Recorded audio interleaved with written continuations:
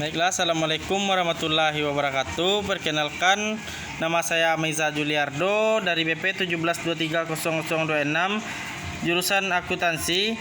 Saya akan mereview sebuah artikel dengan tema mempelajari properti Bitcoin sebagai aset, diversifikasi dan lindung nilai melalui analisis kopula konstan dan bervariasi waktu.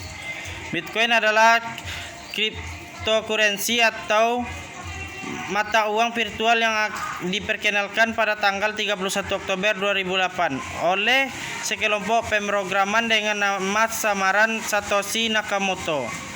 Penelitian lain berfokus pada analisis karakteristik statistik pengembalian Bitcoin.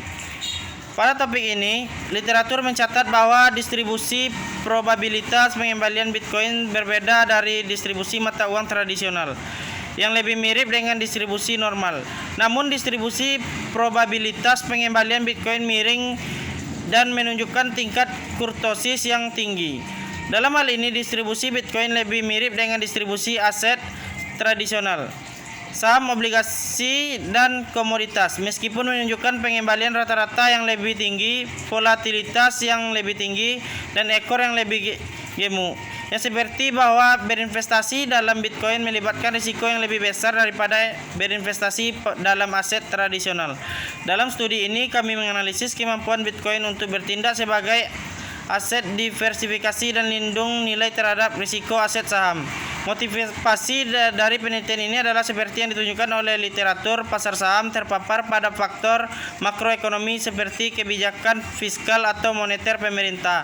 Namun harga Bitcoin mungkin tidak bergantung pada faktor-faktor tersebut, melainkan oleh faktor spekulatif dan penawaran dan permintaan.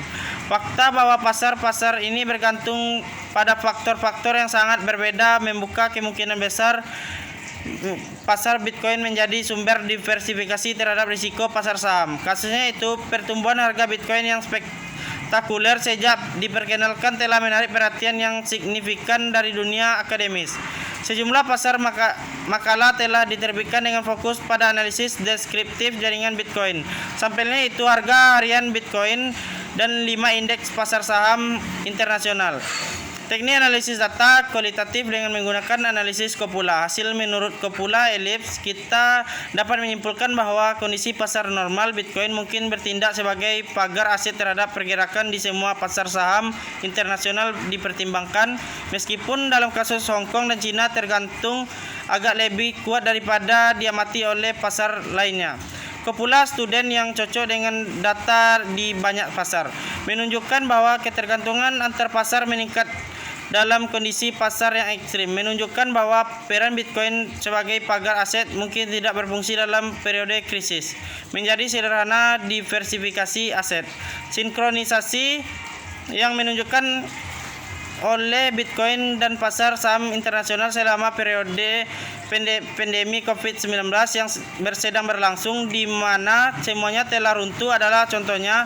Hasil yang diberikan oleh kopula konstan elips serupa dengan yang diberikan oleh analisis korelasi, dengan perbedaan bahwa analisis kopula student memberikan informasi tambahan tentang ketergantungan ekor. Selain itu, analisis kopula yang bervariasi waktu mengungkapkan bahwa ketergantungan tersebut bervariasi seiring waktu, yang berarti bahwa investor sering mengubah struktur portofolionya. Selain itu, kopula Gaussian yang bervariasi waktu menguatkan hasil yang dikembalikan oleh kopula konstan Gaussian. Menurut kopula ini, Bitcoin mungkin bertindak sebagai pagar aset terhadap pergerakan harga saham dari semua pasar saham internasional yang dianalisis.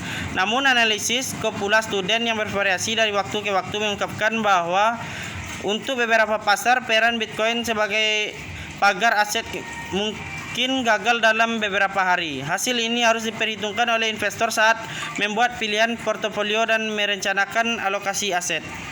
Baiklah, hanya itulah yang dapat saya sampaikan. Kalau ada salah, saya mohon maaf. Saya tutupi dengan Assalamualaikum warahmatullahi wabarakatuh.